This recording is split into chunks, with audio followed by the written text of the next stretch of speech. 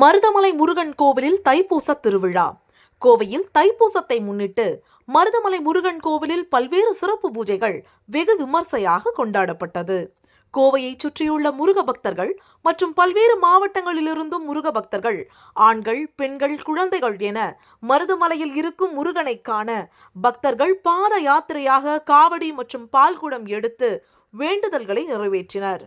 மருதமலை சுப்பிரமணிய சுவாமி கோவிலுக்கு இந்த 2026 தைப்பூசத்தில் 2 நாட்களில் மட்டுமே 5 லட்சத்திற்கும் மேற்பட்ட பக்தர்கள் வருகை புரிந்து நீண்ட வரிசையில் நின்று சுவாமி தரிசனம் செய்தனர் என்பது குறிப்பிடத்தக்கது.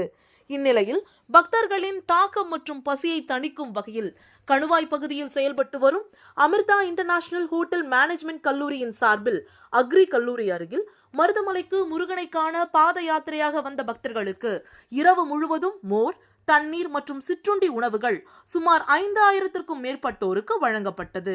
முன்னதாக இந்நிகழ்ச்சியின் சிறப்பு விருந்தினராக அமிர்தா ஹோட்டல் மேனேஜ்மெண்ட் கல்லூரியின் தலைமை நிர்வாக அதிகாரி சுரேஷ்குமார் கலந்து கொண்டு அன்னதான நிகழ்ச்சியை துவக்கி வைத்தார்.